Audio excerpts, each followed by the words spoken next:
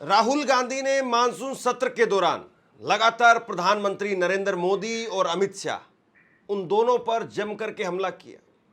कल कांग्रेस के कार्यक्रम में जिस तरीके से राहुल गांधी नरेंद्र मोदी को लेकर के, उनकी नीतियों को लेकर के, खास तौर पर विदेश नीति को लेकर के जमकर उन पर बरसते हुए नजर आए।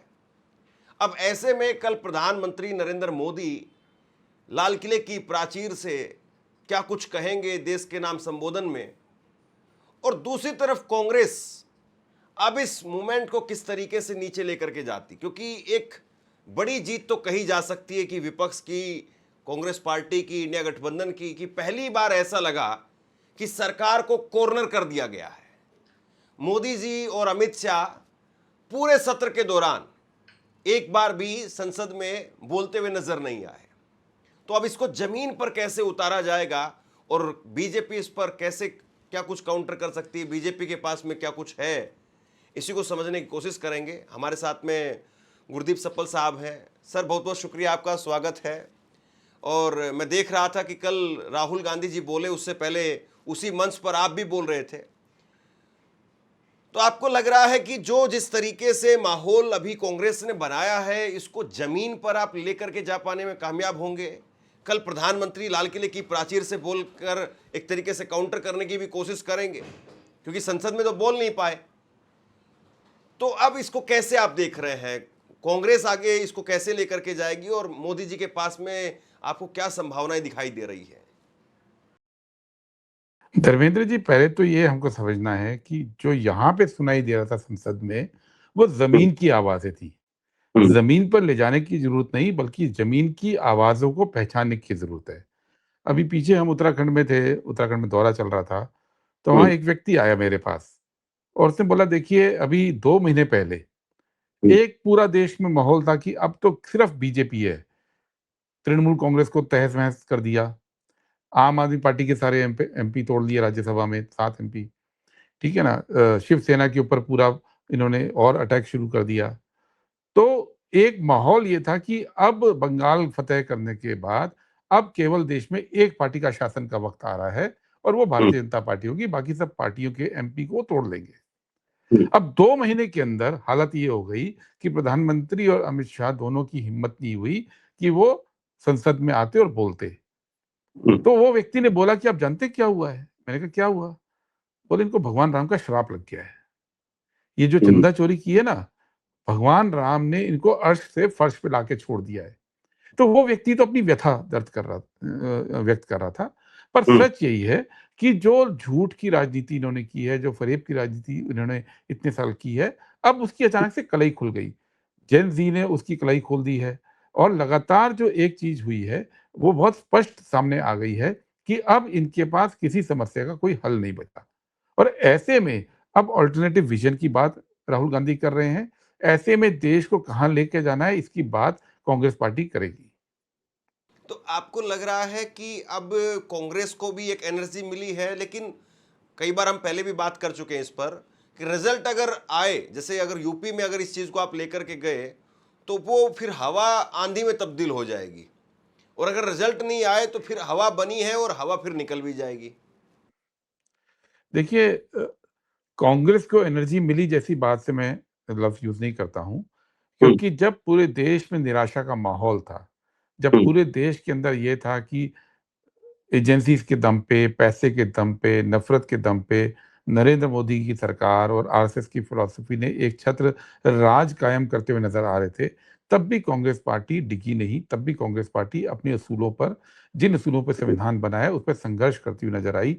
तब भी राहुल गांधी हों, खड़गे जी हों या अन्य नेता हों, वो लगातार संघर्ष में आपको दिखे और वो एक पल भी 12 साल में आपको ये नहीं आया, जब आपको ये लगा होगा कि कांग्रेस पार्टी अब इस पूरे आरएसएस की विचारधारा के सामने नतमस्तक हो गई है या कांग्रेस पार्टी ने अपनी विचारधारा को कमजोर कर दिया है। उल्टा इन 12 साल में ज्यों-ज्यों चैलेंज सामने आया कि इस देश के अंदर आरएसएस की फिलॉसफी का वर्चस्व बन रहा है, त्यों-त्यों कांग्रेस के लोग और कांग्रेस की फिलॉसफी और निखर कर आई। क्योंकि लोगों को समझ में आने लग गया कि फ़र्क क्या है, कांग्रेस के वक़्त में और बीजेपी संघ के वक़्त में फ़र्क क्या है। ये जो समझ में आया लोगों को, वो फ़र्क अब जो है निश्चित रूप से, यकीनी रूप से चुनावी जीत में बदलना ज़रूरी है। क्योंकि लोकतंत्र के अंदर चुनाव वो कसौटी है, जिस पे खरा उतरने की हमारा चुनौती है। ये सच है कि चुनाव आयोग कॉम्प्रोमाइज़ हमें लगता है। ये सच है कि एसआईआर के नाम पे करोड़ों-करोड़ों लोगों के वोट काटे जा रहे हैं। ये सच है कि इस देश में वोटर चोरी हो रही है। इन सब सच्चाइयों के बावजूद ये बात समझिए, जनता जब उतरती है, तो फिर ये तमाम चीज़ें जो हैं वो गौण हो जाती है और हमको यही तय करना है कि हमको आने वाले राज्य चुनाव में जीत हासिल करनी है, क्योंकि जनता की हमसे यही अपेक्षा है। लेकिन मोदी जी कल लाल किले की प्राचीर से जब संबोधन उनका होगा, आपको क्या लग रहा है कल कौन कौन सी चीज़ों पर जिक्र हो सकता है? कल किस तरीके से प्रधानमंत्री अपनी बात रख सकते हैं? देखिए, नरेंद्र मोदी क्या कह सकते हैं इसमें मैं कभी टिप्पणी नहीं करता हूँ, क्योंकि जो कहना चाहिए वो नहीं कहते हैं। जैसे अगर वो प्रधानमंत्री के तौर पे कल स्पीच जब देंगे, तो उनको ये बात कहनी चाहिए कि जो नालसार यूनिवर्सिटी है, जिनके छात्रों ने चीफ जस्टिस ऑफ इंडिया से डिग्री लेने से मना कर दिया क्योंकि उन्होंने कॉकरोच बोला था। अब बार काउंसिल ऑफ इंडिया, जिसके कि अध्यक्ष बीजेपी के सांसद हैं, उन्होंने एक चिट्ठी जारी कर दी थी कि उन छात्रों को बार काउंसिल में एनरोलमेंट ना किया जाए, यानी उनका करियर तबाह कर दिया जाए। अब इस बात के लिए तो प्रधानमंत्री को माफ़ी माँगनी चाहिए या देश को बताना चाहिए कि मुझे खेद है, और बोलना चाहिए अपने लोगों को, अपने सांसदों को, अपने सपोर्टर्स को कि भई छात्रों को इस देश के अंदर संविधान ने आज़ादी दी है, और अगर वो अपनी बात व्यक्त कर रहे हैं, तो कम से कम आप उनका करियर तो बर्बाद मत कीजिए।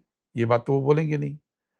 वो ये बात तो बोलेंगे नहीं कि जो छात्रों के ऊपर जब दिल्ली में जंतर-मंतर में और पटना में प्रदर्शन हो रहा था, तो की लगी लाठियाँ, इलेक्ट्रिक शॉक, पेलेट गन्स और पटना में AK-47 वो किसके आदेश पे चली? ये बात तो वो बोलेंगे नहीं। वो तो आज भी बिल कौन-सा लाए थे? वंदे मातरम। जैसे कि इस देश के अंदर वंदे मातरम को कोई असम्मान कर रहा था। जबकि सच ये है कि वंदे मातरम कांग्रेस पार्टी ने राष्ट्रीय गीत बनाया। कांग्रेस के अधिवेशन अब से नहीं, आज़ादी के आंदोलन के टाइम से वंदे मातरम से ही शुरू होते हैं। बीजेपी के नहीं होते थे, आरएसएस के नहीं होते थे। उनका तो वो सदा वत्सल्य मावला था। लेकिन अब ये दिखाना चाह रहे हैं। तो ये अभी भी जो मूलभूत मुद्दे हैं, उस पर तो नरेंद्र मोदी की बात नहीं करते हैं। क्या वो इस पूरे के अंदर ये बात बोलेंगे कि उनके अपने जो मंत्री थे कैबिनेट के अंदर, आरके सिंह, जो पहले गृह सचिव भी थे और जो डिफेंस में भी रहे, है ना? एज़ अ ब्यूरोक्रेट, उन्होंने जब ये बोला है कि भई हमने लद्दाख के अंदर पेट्रोलिंग पॉइंट छोड़ दिया है चाइना के सामने। तो इस पे क्या वो सफाई देंगे कि छोड़ा है या नहीं छोड़ा है? और छोड़ा है तो क्यों छोड़ा है? तो देश के सामने मुद्दे बहुत सारे हैं, उन पे प्रधानमंत्री कभी बोलते नहीं हैं। वो उन मुद्दों पे बोलते हैं जिसमें कि लोगों के अंदर या तो नफ़रत पैदा की जा सके, या विभाजन किया जा सके, या झूठे लुभावने वादी किए जा सकते हैं। अब झूठे लुभावने वादों की भी उनका जो दौर है वो खत्म हो गया है धर्मेंद्र जी। अगर आप मुझे इजाज़त दें तो मैं इस पे थोड़ा-सा बोल सकता हूँ कि देखो, नरेंद्र मोदी की हम पूरी सत्ता के 2 आधार हैं। एक तो नरेंद्र मोदी की सरकार जब आई, तो शुरू में उनके कुछ ऐसे वायदे थे, जो 50, 60, 70 साल से देश के अंदर वो लेके चल रहे थे। धारा 370 का मुद्दा था, ट्रिपल तलाक का मुद्दा था, राम मंदिर का मुद्दा पिछले 30-40 साल से था। वो उन मुद्दों पे उनका काम उन्होंने किया। वो पहला फ़ेज़ था। दूसरे फ़ेज़ में वो जो आए, तो उन्होंने कुछ वायदे किए थे देश के साथ। वायदे क्या थे? मेक इन इंडिया होगा, स्टार्टअप इंडिया होगा, स्वच्छ इंडिया होगा, सपने दिखाए, बुलेट ट्रेन होगी, सबको काम मिलेगा, इस देश के अंदर विकास होगा, देश में बड़ा इंफ्रास्ट्रक्चर होगा, करप्शन नहीं होगा। ये तमाम चीज़ें ध्वस्त हो चुकी हैं, और इंफ्रास्ट्रक्चर जो बना है, वो जिस दिन बनता है उसके हफ्ते, 10 दिन, 15 दिन, 20 दिन, महीने में टूटने लगता है, पूरा देश देख रहा है। तो अब इनके पास कोई सपना नहीं बचा धर्मेंद्र भाई, इनके पास कोई सपना नहीं बचा है। ना इनके पास कोई रोजगार का कोई आइडिया बचा है, ना इनके पास कोई करप्शन रोकने का आइडिया बचा है, ना इनके पास कोई स्टार्टअप का आइडिया बचा है, ना इनके पास पेपर लीक रोकने का आइडिया बचा है। तो अब पिछले कुछ समय से 2-1 साल से इन्होंने कोशिश की वोट चोरी के माध्यम से, एसएआर के माध्यम से चुनाव जीते जाएँ। लेकिन अब वो भी खत्म, जनता जाग गई है। जनता ने नरेंद्र मोदी को सत्ता सिर्फ इसलिए नहीं दी थी कि वो पीएम बने, जनता ने अपने भलाई के लिए दी थी, और वो भलाई अब जनता की हो नहीं रही है, तो ये दौर इनका खत्म हो चुका है। और दूसरी एक बात भी और मैं कहना चाहता हूँ जो पूरी सरकार नरेंद्र मोदी की थी 4 पिलर पे खड़ी थी, 4 स्तंभ थे इसके। एक स्तंभ था कि ये लोगों को डराते थे, वो एक बहुत बड़ा स्तंभ था। एक स्तंभ था कि सपने दिखाते थे। एक था नरेंद्र मोदी का अपना ऑरा बहुत बड़ा बन गया था। उनका अपना एक जिसको कहते हैं ना आभा मंडल बहुत बढ़ गया था। और चौथा प्रोपेगेंडा जो टीवी और न्यूज़पेपर के माध्यम से करते थे। छात्रों के जेन ज़ी के आंदोलन ने चारों ध्वस्त कर दिए पिलर। आज नरेंद्र मोदी का वो ऑरा बचा ही नहीं, ये तो पूरा देश जानता है। खौफ जो होता था, डर, वो इन बच्चों ने समाप्त कर दिया। अब देखिए पूरे देश के अंदर जेन जी, जेन अल्फा नए-नए नाम जो अब आए हैं, ठीक है? हुँ, वो लोग अब प्रदर्शन कर रहे हैं और अब दूसरे वर्ग भी प्रदर्शन करने लग गए हैं, तो वो डर खत्म हो गया। तीसरा सपने जैसा मैंने कहा सपने तो उनके पास कुछ बचे नहीं बेचने के लिए और चौथा प्रोपेगेंडा को जेन ज़ी ने फेल कर दिया। हुँ, अब टीवी पे आप कुछ भी नफ़रत फैलाइए, अब वो देखते ही नहीं टीवी, वो अखबार पढ़ते ही नहीं। तो नरेंद्र मोदी सरकार के जो आधार थे सारे, वो ध्वस्त हो गए हैं। हुँ, और अब आने वाले वक्त में ये केवल और केवल इनकी गिरावट देश देखेगा, ये यहाँ से उबर नहीं सकते हैं। क्योंकि उभरने के लिए इनको अपनी नीतियों में आमूलचूल परिवर्तन करना पड़ेगा। वो ये कर नहीं सकते। नरेंद्र मोदी ये तो कह नहीं सकते ना कि आज से मैं अडानी को अलग कर रहा हूँ अपने से। कह सकते हैं वो? क्या वो ये कह सकते हैं कि जितने भी हमने संसाधनों पे अडानी को कब्जा दे दिया, अब हम वापस दे रहे हैं? वो नहीं कह सकते हैं। क्या वो कह सकते हैं कि हमने जो एनटीए बनाई, उसमें जो ठेके पे पूरा सिस्टम चला रहे थे, अब हम इसको बंद कर रहे हैं? नहीं कर सकते, उनके अपने लोगों के पास ठेके हैं। क्या वो जितनी सड़कें देश के अंदर बनी हैं, जो टूट रही हैं, जिसमें करप्शन हुआ है, पैसा खाया गया है, अब उसको दोबारा तोड़ के बना सकते हैं? वो तो बन गया, पैसा खर्च हो गया, वो तो टूटनी ही टूटनी है। हुँ, तो अब इनके पास कोई रास्ता है नहीं और अब कल वो जो हुँ, बोलेंगे, वो केवल और केवल भावनात्मक बातें बोल सकते हैं। देश हुँ, को कंक्रीट रास्ता दिखाना, ठोस राह दिखाना, ये आप देखेंगे कल कुछ नहीं होने वाला है। केवल नए-नए जुमले आएँगे और 12 साल के जुमलों के बरक्स उनको आप देख लीजिएगा, जैसे 12 साल पहले वाले जुमले फेल हुए, ये भी फेल होंगे। नहीं, एक सवाल आपने भी जिक्र किया नालसार यूनिवर्सिटी को लेकर के, और उसमें मनन मिश्रा जिस तरीके से बार काउंसिल का जो रोल पूरा निकल करके सामने आया कि कोई वकील के तौर पर एनरोल नहीं करेगा और सभी छात्रों का नाम बाकायदा चिट्ठी लिख दी, और अब जो है उस पर वो रायता समेटने की कोशिश कर रहे हैं किसी तरीके से। वो कह रहे हैं कि नहीं, हम छात्रों के साथ में हैं। उधर से सीजेपी ने भी कहा है कि अगला इस्तीफा इनका होगा। तो ये मामला अब कहां तक जाएगा? आपको लग रहा है कि सच में अब मनन मिश्रा पर प्रेशर बनेगा? और धर्मेंद्र जी, हम भी छात्र रहे, हमारे वक़्त पे भी, हमसे पहले भी, हमसे बाद में भी। छात्र विरोध करते आए हैं। किसी के हाथ से डिग्री ना लेना, किसी के खिलाफ विरोध प्रदर्शन करना, किसी को काले झंडे दिखाना, हड़ताल करना, भूख हड़ताल पे बैठना, ये सब छात्र राजनीति का, छात्र आंदोलन का, छात्र जीवन का हिस्सा इस देश के अंदर रहा है। क्योंकि संविधान इसकी अनुमति देता है और छात्र जो होते हैं वो इस अनुमति का इस्तेमाल भी करते आए हैं। ये आज तक कभी नहीं हुआ कि अगर किसी छात्र ने डिग्री लेने से मना कर दिया कि हम फलाने के हाथ से डिग्री नहीं लेंगे, तो सरकार की संस्था या इंडिपेंडेंट संस्था जिसके पास ताकत है, वो ये कहे जी आज के बाद तुम्हारे पास डिग्री तो होगी, लेकिन तुम नौकरी के लिए डिस्क्वालीफाई हो गए। ऐसा कभी हुआ था आज तक? कभी किसी विरोध प्रदर्शन की वजह से ये कहा गया कि आपकी डिग्री जो है अब ज़ीरो मानी जाएगी, आप इस डिग्री के दम पे नौकरी नहीं कर सकते। लेकिन अब हुआ कि उन छात्रों ने जो नालसार यूनिवर्सिटी के लॉ यूनिवर्सिटी के छात्र थे, उन्होंने कहा भई हमको चीफ जस्टिस के हाथ से डिग्री नहीं लेनी। तो बार काउंसिल ऑफ इंडिया जिसका काम है कि रजिस्ट्रेशन करना वकीलों का, उसने एक आदेश जारी कर दिया कि इन बच्चों का हम रजिस्ट्रेशन ही नहीं करेंगे। यानी आपने जो पढ़ाई की है 4 साल या 5 साल की डिग्री ली है, वो डिग्री अब कूड़े के ढेर में डालिए सिर्फ़ इसलिए कि आपने विरोध किया है और अब आप वकील नहीं बन सकते, वकील के तौर पे प्रैक्टिस नहीं कर सकते। इससे बड़ी असंवैधानिक बात क्या देश के अंदर हो सकती है?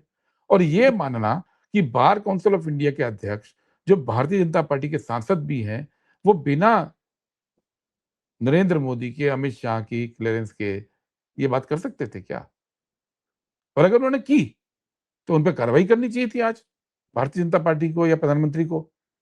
कोई कार्रवाई तो हो नहीं रही है। हुँ, आज भी जो उन्होंने कहा नहीं हम इसमें इंक्वायरी करेंगे, जो गलती पाई जाएगी उनके ऊपर करेंगे। अरे भाई गलती क्या है इसमें? छात्रों ने कहा हमको नहीं पसंद आया चीफ जस्टिस का स्टेटमेंट कॉकरोच वाला, हम उससे नहीं लेंगे डिग्री। इसकी इंक्वायरी क्या होनी? इसकी गलती क्या होनी? लेकिन होता क्या है, कहते हैं विनाश काले विपरीत बुद्धि। हम्म, अब भारतीय जनता पार्टी के साथ समस्या ये हो गई कि वो हर चीज जो कर रहे हैं वो जनता को अब समझ में आ रही है। जनता देख रही है कि आप कर क्या रहे हो।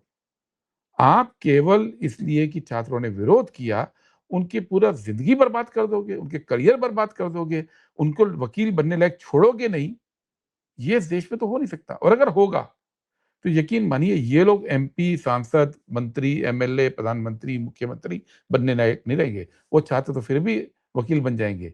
ये लोग नहीं रहेंगे एमपी बनने लायक। यही होना है, यही लोकतंत्र है। और लोकतंत्र जो है ना, देखिए आरएसएस ने एक बहुत बड़ी बात की थी धर्मेंद्र जी।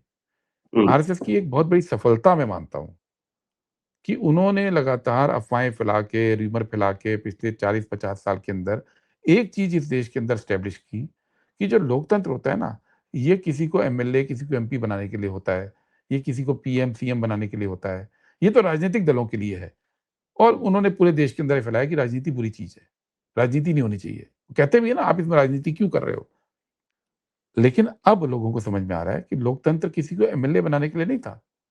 लोकतंत्र उनके अपने अधिकार की रक्षा के लिए था। लोकतंत्र इसलिए था कि लोगों का अपना जीवन बेहतर चले। और आने वाले चुनाव में अब आप देखेंगे, जो वोटिंग होगी, एक बहुत बड़ा वर्ग इस देश का अपने लिए वोट करेगा। वो किसी को पीएम, सीएम बनाने के लिए, एमपी, एमएलए बनाने के लिए वोट नहीं करेगा अब वो अपने लिए वोट करेगा। और अब ये बात भारतीय जनता पार्टी को समझ में धीरे-धीरे आने लगेगी कि आपने जो देश को समझाया था कि लोकतंत्र इतनी अच्छी चीज़ नहीं है, आरएसएस समझाती थी, वो गलत है। लोकतंत्र इस देश की जनता के लिए है और जनता ही इसको बचाएगी। हल्द्वानी का भी जिस तरीके से मामला निकल करके सामने आया, आप तो मल्लिकार्जुन खड़गे साहब के साथ में उस प्रोग्राम में भी थे और उसके बाद में उन्होंने कल राज्यसभा में भी उस बात को उठाया कि शुद्धिकरण किया गया बाकायदा। अब बीजेपी इस पर कह रही कि वहां पर अल्लाह अकबर के नारे लगे थे और इसलिए जो है वो कुछ हिंदूवादी संगठन थे। हालांकि नड्डा जी ने कहा कि हम बीजेपी के लोग जो है वो ऐसा नहीं करते हैं। धर्मेंद्र जी, सबसे पहली बात, हम्म, अल्लाह अकबर के नारे लगेंगे, तो क्या आप इस देश के सबसे बड़ी पार्टी के सबसे बुजुर्ग नेता जो 60 साल से हैं, जो दलित समुदाय से आते हैं, उनको अपवित्र बोल के उनका शुद्धिकरण उस जगह का करेंगे? पहला तो सवाल ये है। बीजेपी अगर ये कह रही है आज, तो यानी वो ये इस बात को मान रही है कि दलित नेता अगर वहाँ पे गए और वहाँ पे अगर ऐसी बात हुई है, तो वो अशुद्ध हो गई जगह, अपवित्र हो गई। इस बात को कह रहे हैं। दूसरी बात, ये रैली हुए तो अब 7 दिन हो गए। 8 ये तारीख कल को ही हुई। अल्लाह ये कल ही हम्म, अल्लाह अकबर की बात आई ना, जब हम लोगों ने इस मुद्दे को उठाया। इसके पहले तो ना कोई वीडियो, ना कोई रिकॉर्डिंग, ना कोई रिपोर्टिंग किसी अखबार में आया, कहीं आया। यानी कि अब आप फँस गए, अब आपको ये दिख रहा है कि ये गलत हुआ, तो अब आप उससे बचने के लिए फिर हिंदू-मुस्लिम नैरेटिव पे चले गए। जबकि सच क्या है? सच ये है कि इन लोगों की सोच ऐसी है। कल इन्होंने पहले बोला कि ये तो बीजेपी के लोग ही नहीं थे। वहाँ पे पत्रकारों ने निकाल दिया कि ये तो राम सेना का व्यक्ति है, आरएसएस के प्रोग्राम में शरीक होता है, उसके वीडियोज़ हैं बीजेपी के नेताओं के साथ, आरएसएस की ड्रेस में, यूनिफ़ॉर्म में उसके फ़ोटोज़ हैं। तो अब वो तो साबित हो गया, आज सोशल मीडिया के ज़माने में तो ये होता ही है। दूसरी बात, अभी ये पहली घटना तो हुई नहीं। टीकाराम जूली हमारे लीडर ऑफ अपोज़िशन हैं राजस्थान के अंदर, राजस्थान असेंबली के अंदर। जब वो अलवर में गए थे एक जगह पे मंदिर में, तो वहाँ शुद्धिकरण किया गया था। इसके पहले अखिलेश यादव जी, उनके मामले में शुद्धिकरण किया गया। तो ये हम्म, जो लगातार बार-बार होता है कि शुद्धि करनी है, ये कौन लोग हैं? जो मानते हैं कि उनसे अलग हटने वाले लोग या पिछड़ी जातियों के लोग या दलित जातियों के लोग अपवित्र होते हैं, ये कौन लोग हैं आज? और इनको भारतीय सब के सब बीजेपी से जुड़े क्यों नज़र आते हैं? और ये जब इस तरह की बातें करेंगे, तो आप इस देश के अंदर जो समानता का वादा था संविधान का, जो लागू जितना भी हुआ तो है। आप उस वायदे के खिलाफ जा रहे हो और बीजेपी इसको प्रश्रय दे रही है। सवाल ये है कि कल खरगे जी ने अपनी पीड़ा राज्यसभा में बोली। हम्म, जब उन्होंने बोली, तब नड्डा जी बोले कि हम इसकी जाँच करेंगे। अरे 4 दिन तक आपने जाँच क्यों नहीं की, 3 दिन तक?